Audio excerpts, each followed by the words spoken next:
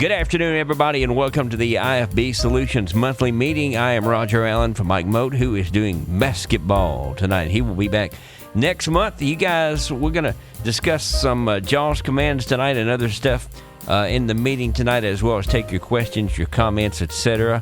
If you know somebody who is not here right now and you feel this is important, that they could enjoy this and be a part of everything that we do, please send them a meeting request and invite them to be a part of this. The more people, the merrier. Again, this is to help you, to help us. Everybody's in this together, so let's try to make this thing grow as we can. And again, there's still time for other people to enter the meetings. And for those who are watching this or listening to this, we do this on the third Thursday of each and every month at about 7 p.m. Eastern, 6 p.m. Pacific time, or Central time. Let me bring on my partner in crime, ladies and gentlemen, a man who needs no introduction, but he deserves tons of introductions. He is a very smart man and a very wise individual when it comes to knowing everything that there is about anything computer-based and software-based. Ladies and gentlemen, how about it for Israel? All right. Good evening, everybody. That introduction has never made me sound better or smarter, and I appreciate that, Roger. We also have the audience participation, which will be great tonight. We appreciate that. I want to start with a couple of notes. We're thankful that you guys are joining us again tonight, as you do on the third Thursday of every month here at Assistive Technology Support Group. We do host these and back these up on YouTube. This content is available if you want to check it out. If there's something that you missed, it is available on YouTube. Keep us growing. We are at 41 subscribers, which is quite frankly way more than any subscribers I thought we'd ever have. And that's all thanks to you guys. You guys keep showing us some love. There's some need for this type of content, and we understand that, and we're trying to bring it to you in a way that's very friendly and approachable. So tonight is a little bit of a different kind of night for all of us. There's a lot going on personally between myself and Mike. We both have things going on offline. As you all know, Mike is doing basketball, and I have family situations I need to attend to. So it will be rather brief, at least my participation for you guys this evening. If you do have any questions regarding my participation, I'd love to do Q&A with you guys. Unfortunately, I just do not have the time to be able to do it tonight. So the way we'll do this, if you have something that the great and wise Roger Allen can't answer, then send us a note at athotcorner@gmail.com. That's athotcorner@gmail.com. We're going to try to get to those questions offline, but we'll try to address those personally if you have something that you'd like to ask of either myself or Mike Moat. So with that said, I did prepare a very interesting, or at least I think it's interesting, topic, and it might extend over a couple of series of these meetings. So the topic for tonight is purchasing computers. Obviously, this is a channel that's focused on technology, assistive technology in general. But there is a lot to consider when you are thinking about buying a computer. There's software, there's operating systems to consider. The three major operating systems that everybody knows of are very popular: Mac OS, Windows by Microsoft, obviously, and Google Chrome is a new player that's recently joined the big companies that are offering operating systems. And the first thing to consider, guys, and by the way, there is an outline that I've created for the next few meetings, and I'll be happy to distribute that once we get closer toward the middle or the end of this series. I'd love for you guys to have that. It's something I wrote and I've been working on to try and help you guys kind of a guide, if you will, an all in one place guide as to what things to consider when you're going to buy a new computer. So, one of the first things to consider is form factor. And this is something that you'll hear a term thrown around that you'll hear at your local Best Buy if you go to a store to buy a computer, or Amazon if you shop online for a computer. And there's a number of different terms that you'll hear um, while you're shopping for a new computer. You'll hear things like dual core, quad core, form factor. You'll hear RAM you'll hear 16 gigs RAM. What does that mean? 8 gigs RAM. What's the difference between 8 and 16 gig RAM? What's the difference between a solid state drive versus HDD hard disk drive? And all of those terms can seem intimidating if you're not familiar with the way computers work and how they best operate. So we're going to try to make those waters a little less muddy over the course of maybe this month, and probably next month we'll cap it off. So the first topic I wanted to get into is form factor again, and excuse me for being a little redundant. So form factor refers to the size of the computer's space on your desk, if you or desk or workstation. So everybody's familiar. If you've ever been in an office space, you're familiar with computer towers that either hang or are uh, perched on top of your desk or workstation, depending on your setup. And that's a traditional form factor on Windows. That form factor, guys, is a form factor that you'll want to set up, obviously, considering that fact that that computer is not going to go anywhere. Nobody unplugs these guys and takes them, puts them in a box and takes them uh, everywhere they go, because they require a lot of peripherals to be hanging off that central tower.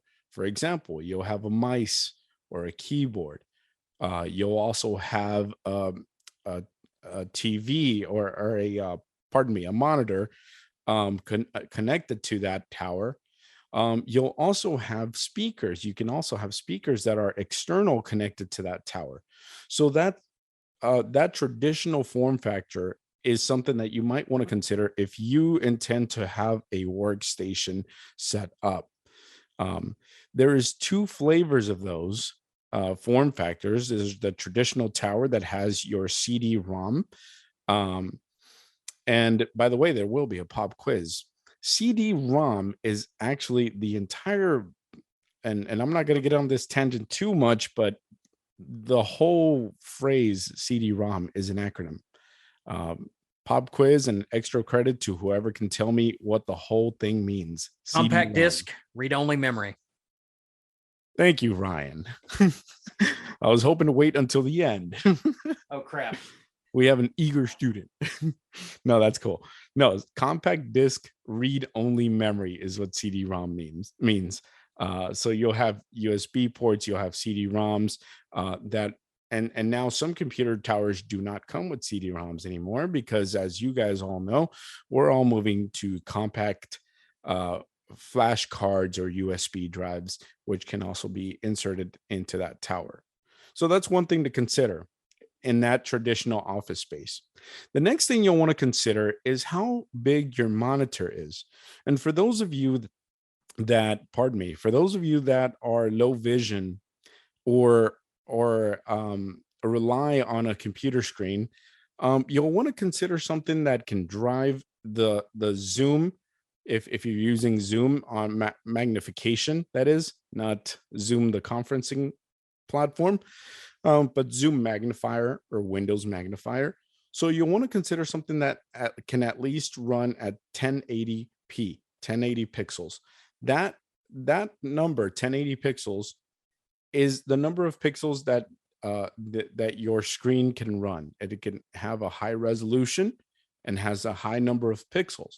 The more pixels, the higher your resolution can be, and the more magnification you can enjoy out of your software. Okay, so consider that hardware.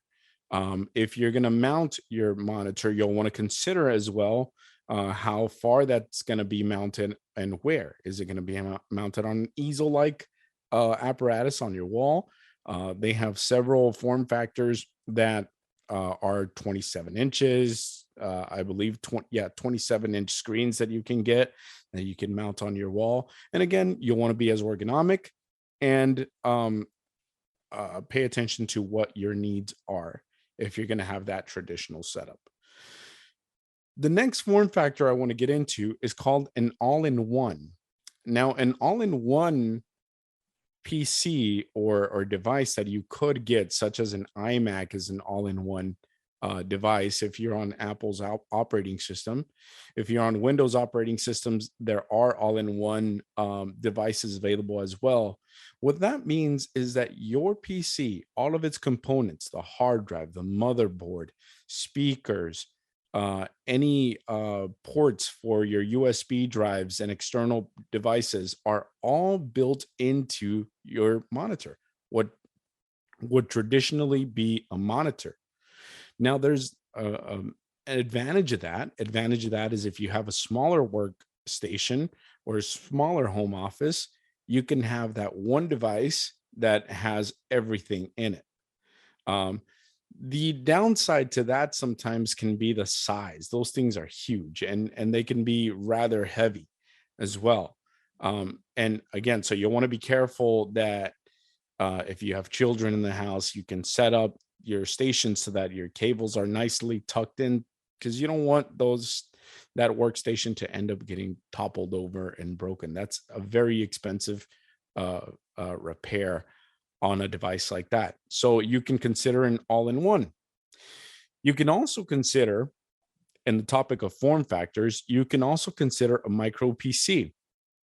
And I recently got into this game myself, actually, as recently as last week. I got into the micro PC game, which is getting a device that is kind of like your traditional PC tower, like we were talking about earlier, except very small.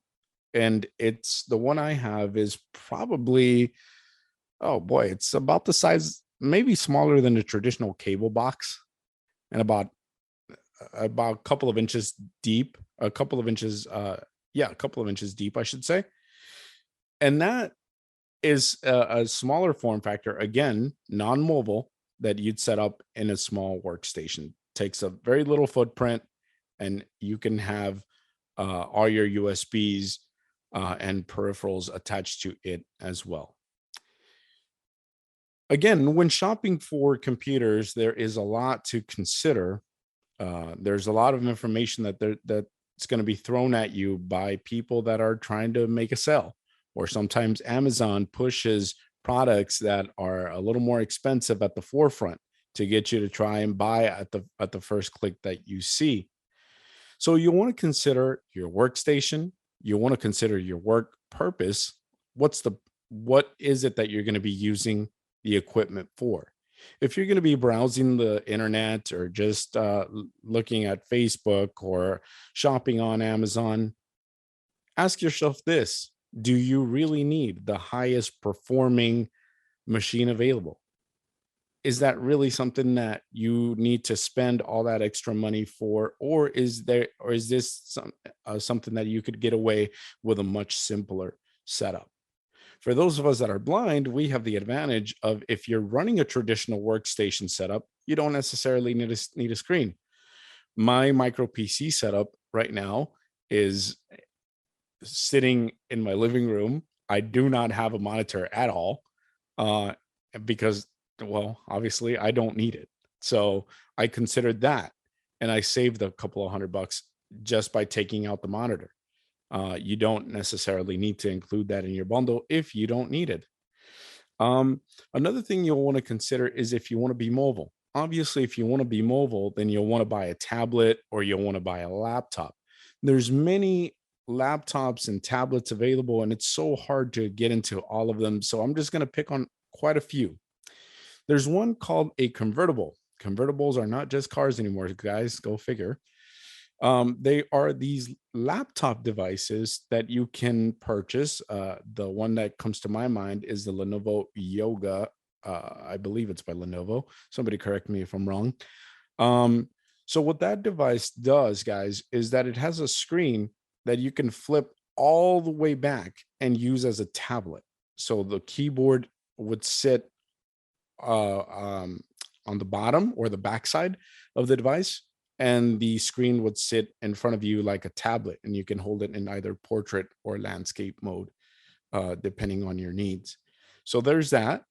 If you want a quick Windows tablet solution, you can think about that. You can also have Chrome OS um, tablet that looks exactly like that in that form factor, if you prefer the Chrome operating system. And we'll get into more operating systems and things like that probably next month. So today we're going to talk a little bit about hardware. So there's that. You can get a Windows tablet. The Surface is another device that I have. Surface is a really cool device, and no, Microsoft is not sponsoring this video. I wish they were, actually. So Microsoft, if you want to talk to me, talk to me.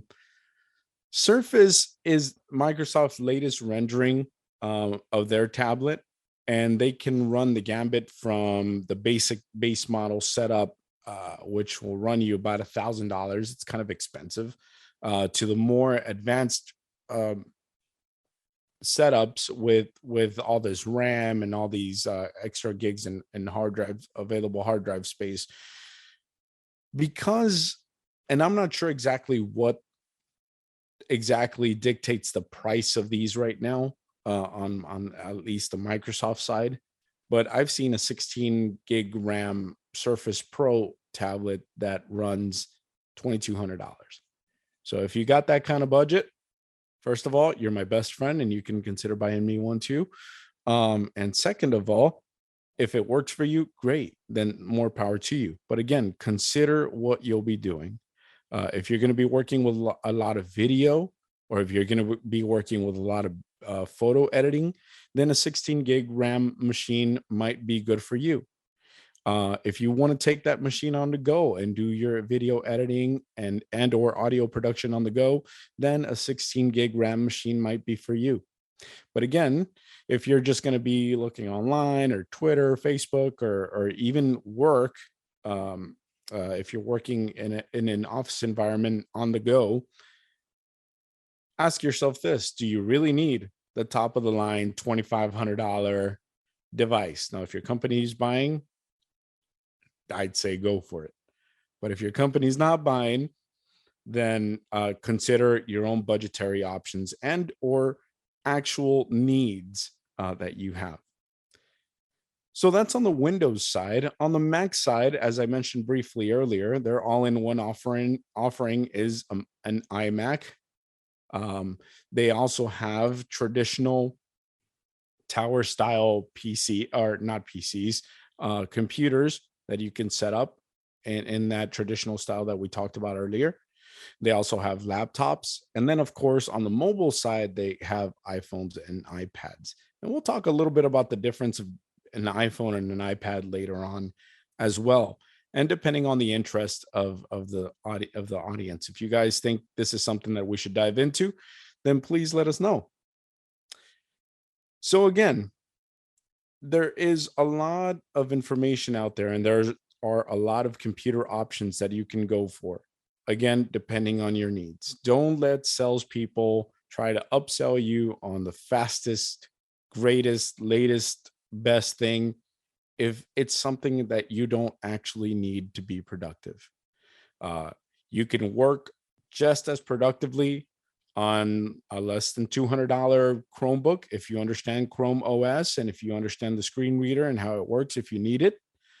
Or you can be just as productive on a $2,500, $2,700 machine of any of these big three tech companies that we just talked about. So if speed, efficiency is important to you, then consider your processor, consider your form factor, consider your hardware or hardware requirements before you make your purchase. And I'm just going to go ahead and give it a little pause here. Let's see how we're doing on time. 6:21. Wow, I rambled on for about 20 minutes, which is kind of exactly what I wanted to do. I have a couple of minutes. If you guys want to ask me some questions about form factors, I'd be happy to take a couple of questions since I was able to get through form factors relatively quickly. So I'm not going to be looking for you to raise your hand or anything like that. If you have a question, just jump right in. Let me go ahead and say real quickly, Israel, as you're talking about realm and you're talking about all this stuff, sometimes more means less if you get more than what you're actually going to use. It can actually work against you, right? Yeah, I would say so, especially given if you have an overperforming computer, um, quite frankly, that is still just going to accomplish the same basic tasks. It can work against you. Yeah, that's what I'm talking about. So, does anybody have any comments, questions as we move through this series?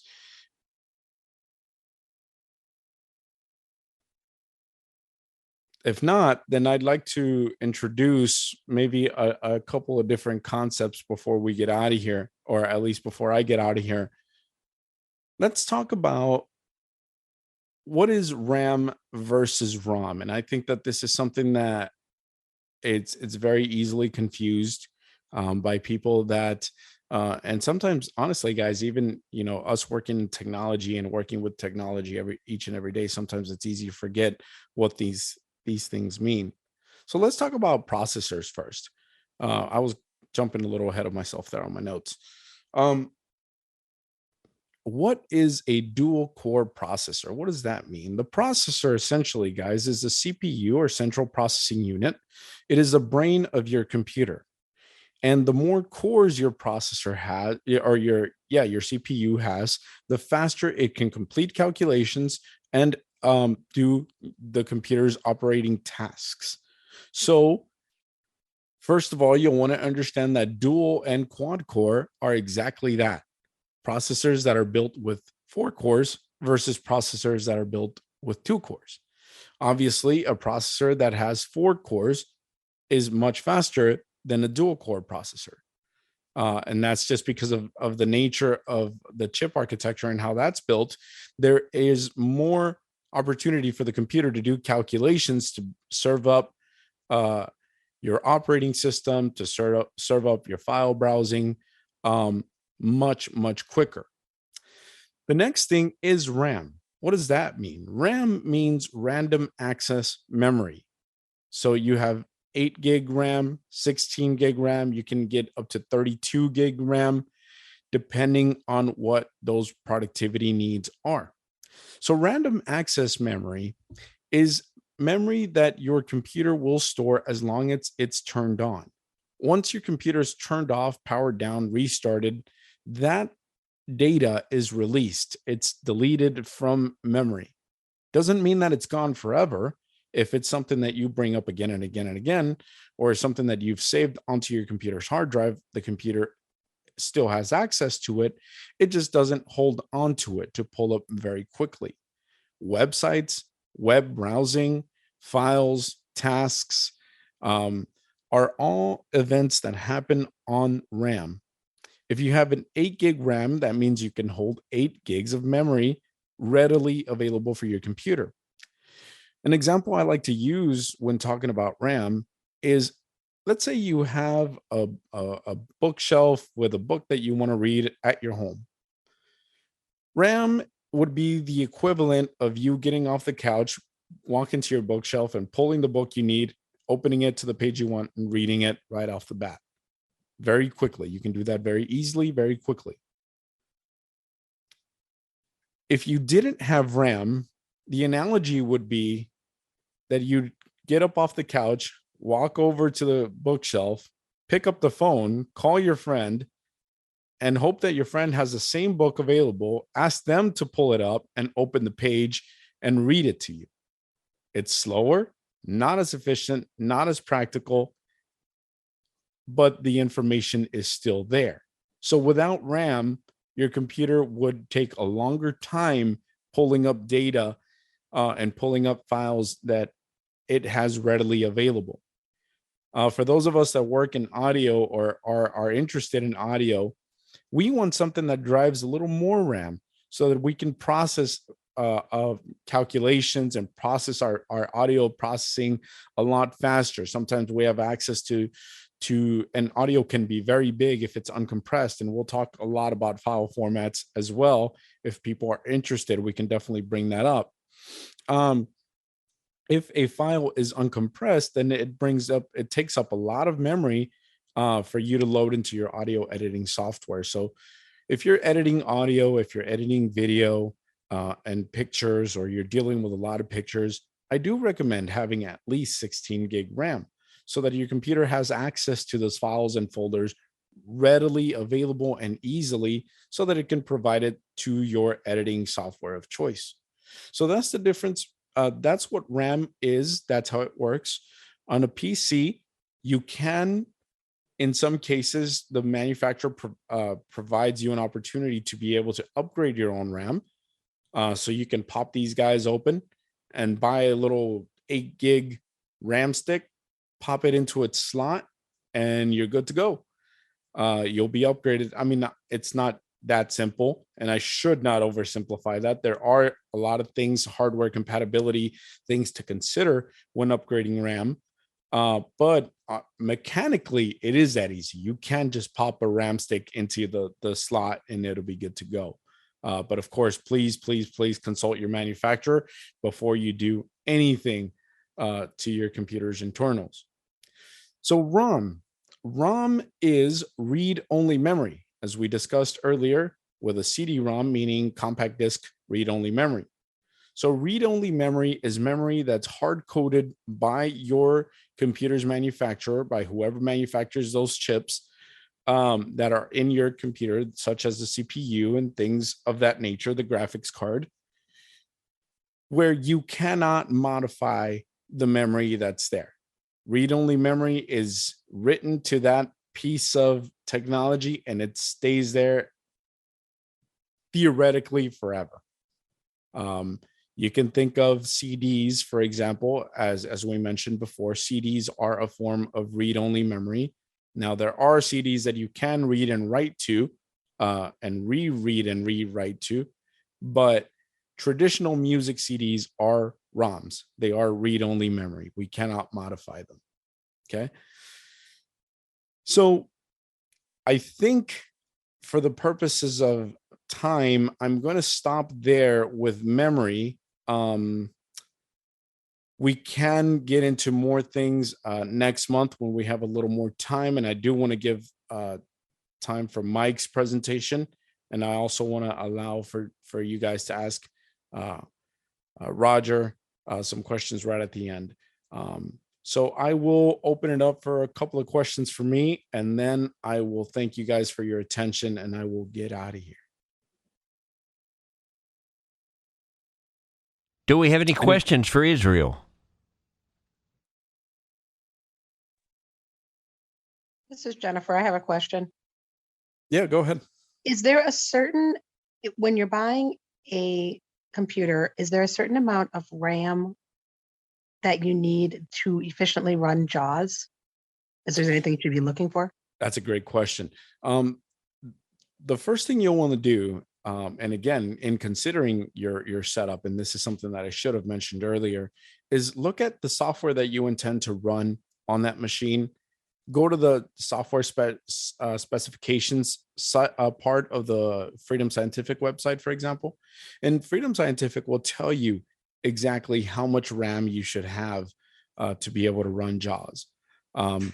JAWS does rely very heavily on RAM and a memory that it can access readily and very quickly. And to answer your question, it's 8 gigs. You should at least have an 8 gig RAM installed on your PC for JAWS to be able to run efficiently. All right. Do we have any more questions? All right. Kind of quiet tonight, don't you think? Yeah. Yeah, very interesting stuff. Again, not all RAM is not going to work in all machines. So make sure you check out the manufacturer of of the computer and make sure that you get the matching RAM, or it will reverse and you will be in a big mess. You'll be in a world of hurt. Oh man, would you ever? Been there, done it, and read the book.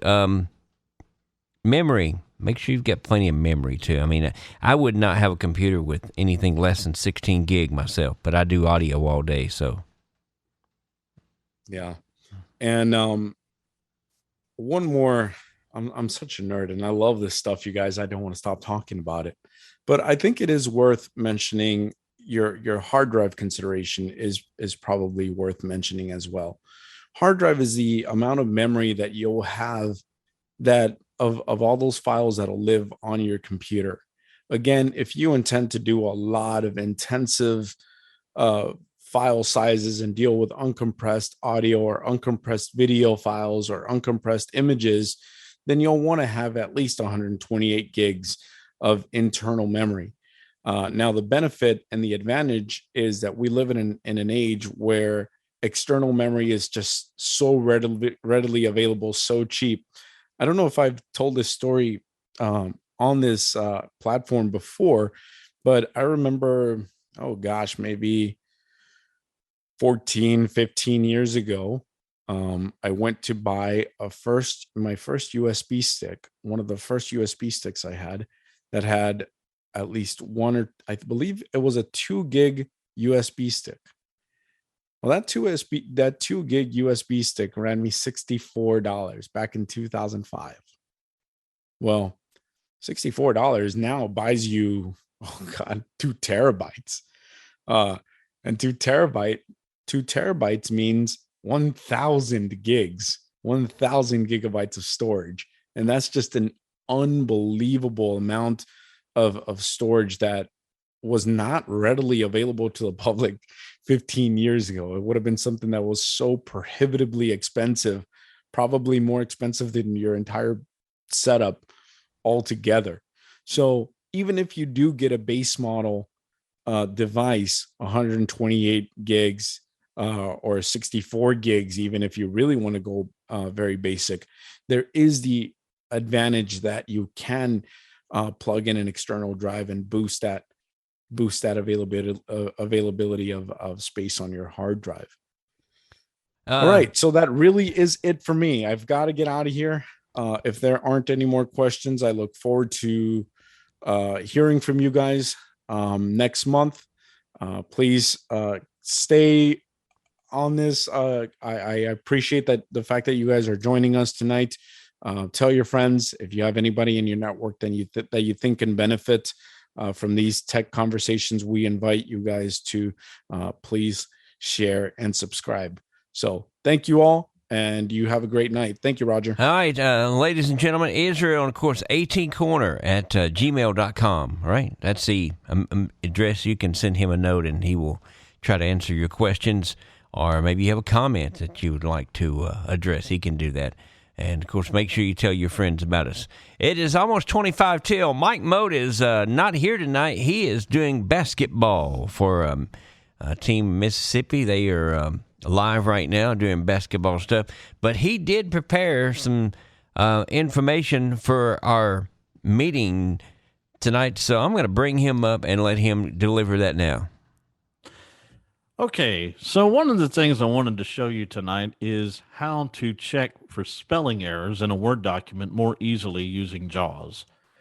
This is one of those things that's been made a little bit more complicated in recent versions of Microsoft Word, particularly the upgrades on Office 365. Normally, you could have pressed F7 and you will now be introduced to what's called the Microsoft Editor, which does allow you to change the spelling of words, but there is a bit of an easier way, and we want to show you that right now.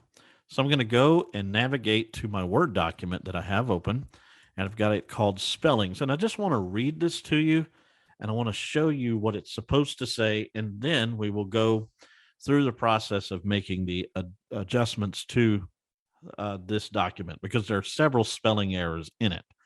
Now, one thing I can also tell you is that if you want to add a word that is not recognized, you can do that as well, and we will go through that exercise as well with you. So the first thing we want to do before we read this document or anything else, at this point, we're reviewing it for errors. We're not trying to make any adjustments, but we want to review it.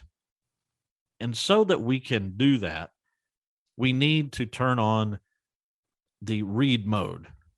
And we do that by pressing Insert Z or JAWS key Z. For those of you who are using a desktop layout, your insert key is the 0 on your number pad. If you're using a laptop layout, you can also utilize the caps lock key for the insert key. So JAWS key Z, and I will probably refer to it as the JAWS key from henceforth. But just know, if you're using a laptop layout with JAWS, it's caps lock. If you're using a desktop layout, like a lot of you are, it will be your traditional insert key on the number pad. So we're going to press Insert Z. And you heard JAWS say Quick Keys on. What that means is this allows us to navigate this document by the traditional quick keys. And a lot of us use those when we're navigating web pages. But we can also use these as a way to navigate on documents like Word documents that we have in front of us. So I'm going to go to the top of the page, and I'm going to actually read this document to you from my Braille display, and then we'll get into the process of editing. So I'm just going to give you an idea of what we're looking at. It says, I own just a small row of houses, worse luck, and one tenant by the name Mrs. Jelf is a widow of means. I don't know what she means, and I don't think she quite knows herself. I call for the rent every month as a rule. The last time I called, she was distant and cool. That's the document. We have several spelling errors here. So I want to show you the easiest way to navigate to the first misspelled word. And I'm going to do so by pressing the letter M.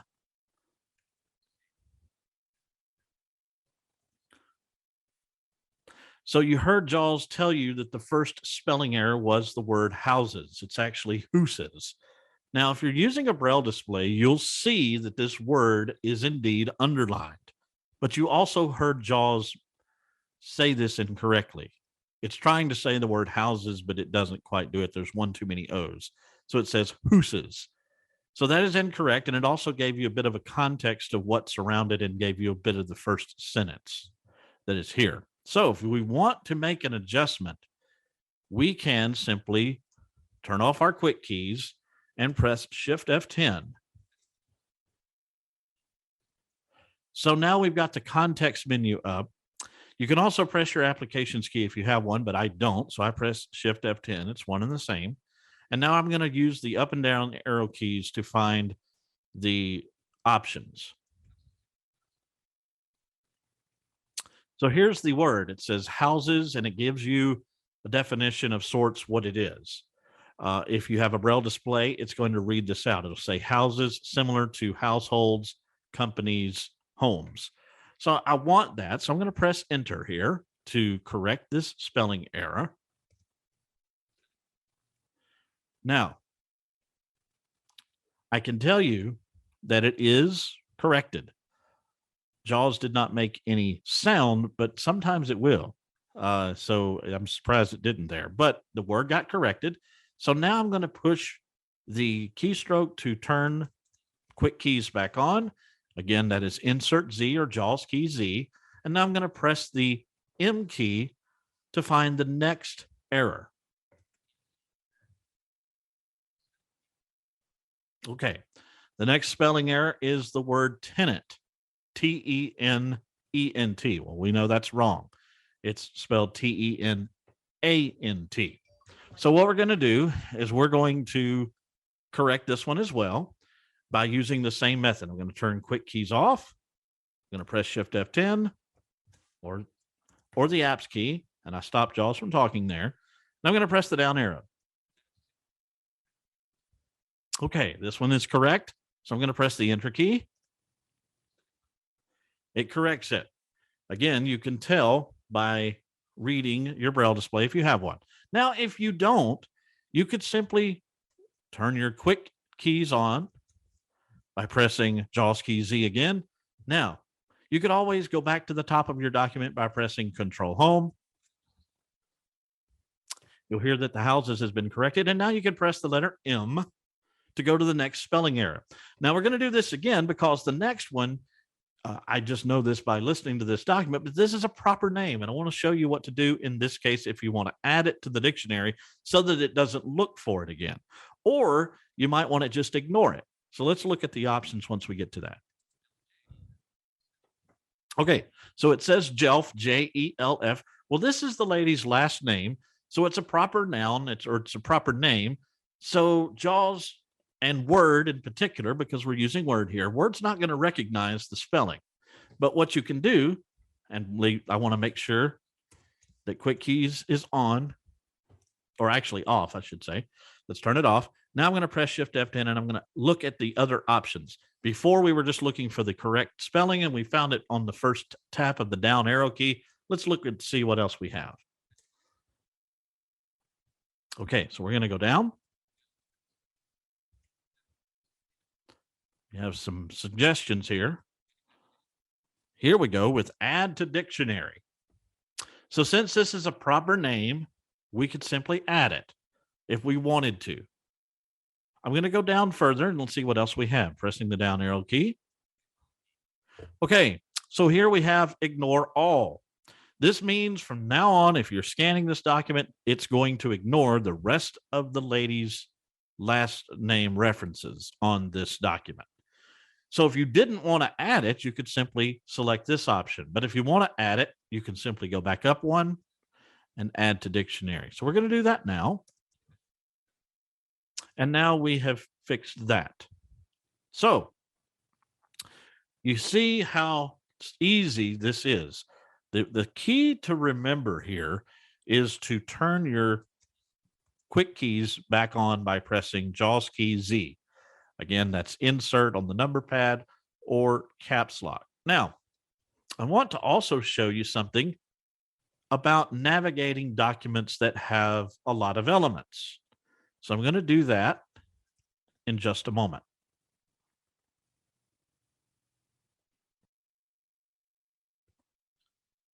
So after a quick pause there, I wanted to pull up another document so that I could show you what we were talking about in terms of navigating documents that have a lot of different elements. One is headings and links, form controls of any sort. You can do this in a Word document or a PDF if you need to, simply by utilizing the quick navigation keys that we all use in JAWS. With Word, it's a little different. With PDFs, you don't necessarily have to turn on quick nav keys because the PDF file itself cannot be edited unless you are editing a PDF and you have Adobe Acrobat. Most people don't. We're basically just reading them.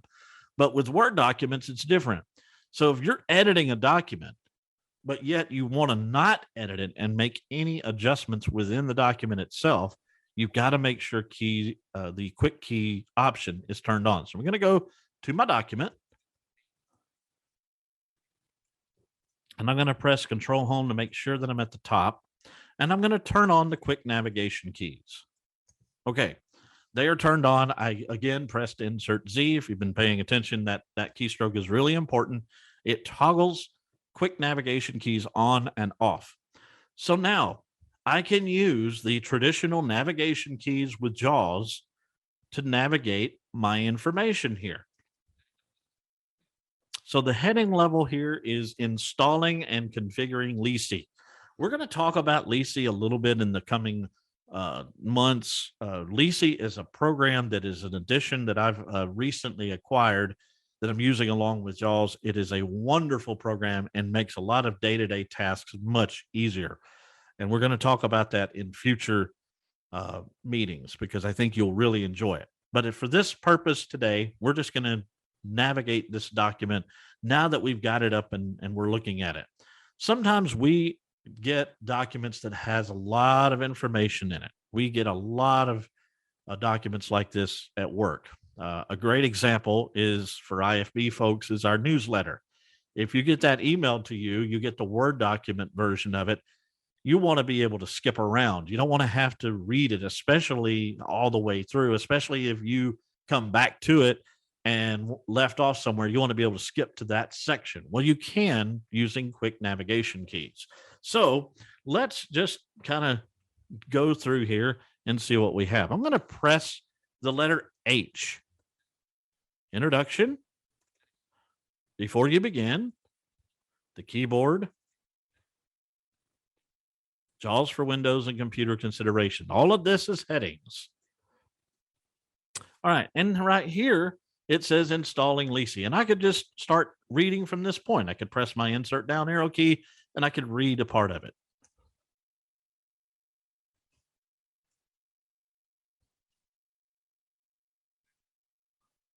Okay, so I'm going to stop it there.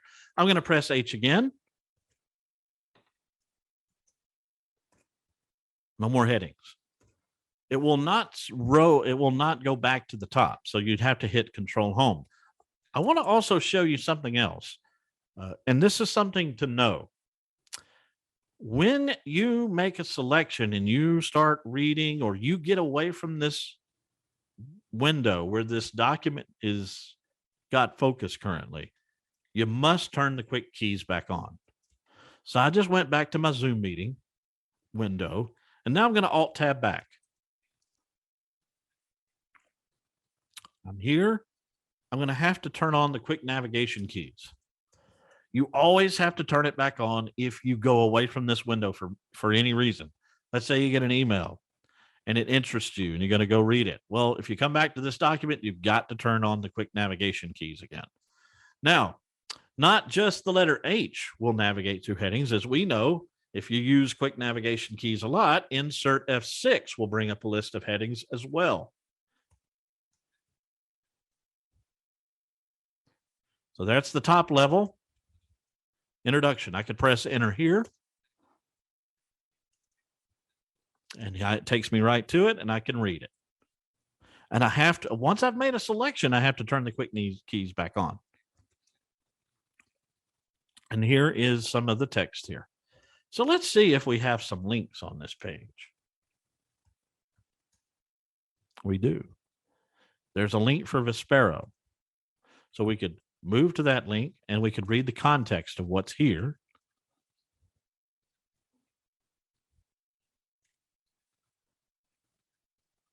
So it's got a hyperlink there, and it took me to it because that was a list of links. I don't think we have any form controls in here, but I'm going to turn on my quick navigation keys. No bookmarks, no edit form fields. There's nothing here. Okay, so we know that. And so, but this is a way that makes your life easier when it comes to navigating web pages or web pages, navigating documents. It's the same principle as navigating web pages. You're just using the same keystrokes that you would use to pull up a list of headings, forms, whatever you wanted to pull up, assuming you know what's on this particular document. You can use a lot of the same methods when navigating a large document that has a lot of information in it. Now, one thing you can also do, if the quick keys are on, you can press the number 2, press the number 3.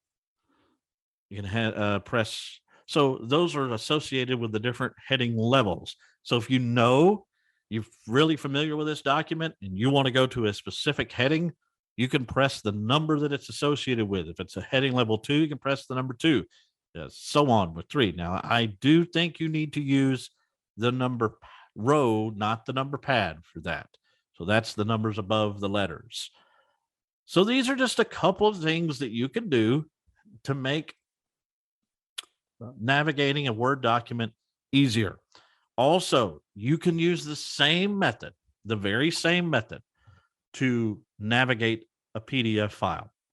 And I must say, as I close this up a little bit and kind of wrap this up, when you are navigating a PDF file, some of them are a little bit better when you navigate using quick navigation keys. And I would think that the links will work a lot better if you're using quick navigation within the PDF itself. It just makes it a little bit easier. Now, granted, the PDF has to be properly coded, has to be properly tagged, and all of that sort of stuff. Those things don't necessarily work really well if you're having to actually format your own PDF. But assuming the developers have made this PDF the right way, your quick navigation keys for JAWS will indeed work and do like you are expecting them to do. So I thought I would show this to you. I hope it makes a lot of sense. We will talk more about some of the subject matter that we were going over with respect to Lisi. I think you're really going to like Lisi. I'm learning a lot about it, and it is making some of my day a lot easier, some of my tasks a lot easier. So we will be doing that in the future. So stay tuned for that.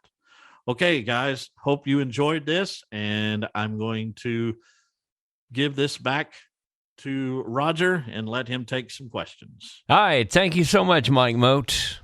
What a great presentation. And, of course, if you're a JAWS user, you know how important it is to be able to use that insert key. I mean, that insert Z key. I mean, that's so important to be able to navigate in and out. And, of course, different numbers do different things inside of JAWS.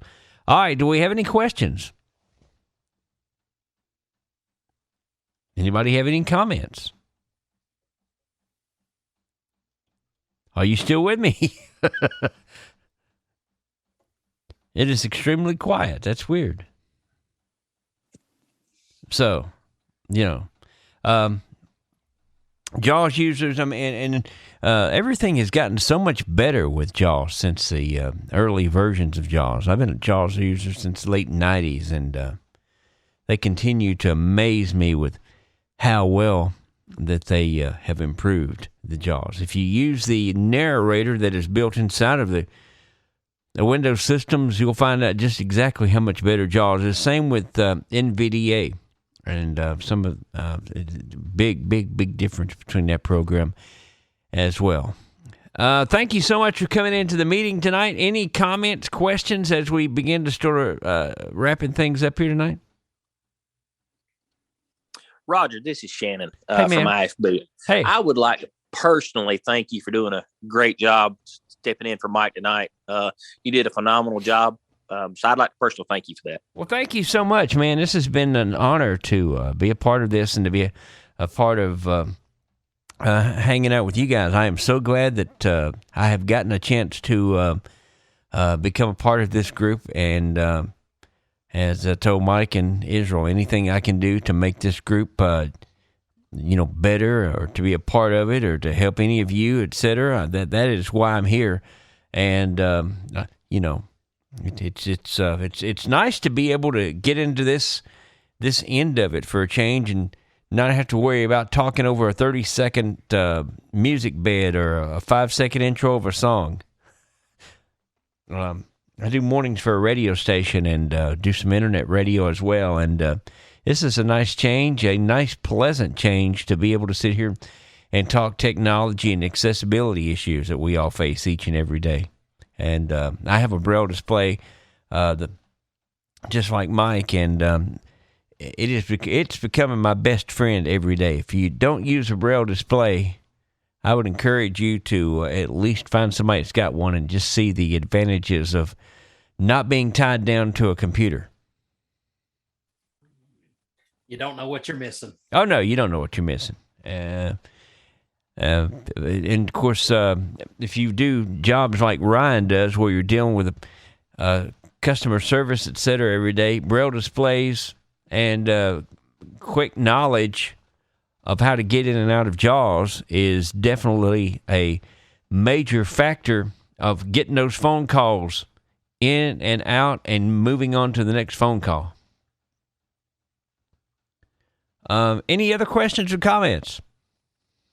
I don't have any questions. I just wanted to say also that I enjoyed both presentations. Well, we enjoy having you in here. Thank you very much. It was my pleasure. Where are you? I am in Texas. So it ain't raining in Texas. Early this morning, there was a downpour of rain, and so now the temperature is dropping down in the 30s. Yeah, I'm in Alabama, and it is coming down like cats and dogs here right now. Oh, Yeah, and the reason, it's here in the studio, I can hear it beating on the window to my left over here, and I'm just praying to God that my mic is filtering all that out because it is yeah, you sound very nice and clear. So, thank you. Any other comments or questions? Dude, we're getting that wind that's coming through your neck of the woods. We're getting it over here too. You're sending it up our way. Well, you can have all you want because we're tired of it. I think it's been windy here in Alabama since September or October. We've been trying to find a day that we could go in and burn some stuff, and we've not had a day to start that fire out in the backyard. We're afraid of, other problems and stuff. And we have some no burn stuff going on as well right now because of all the winds. Anybody else?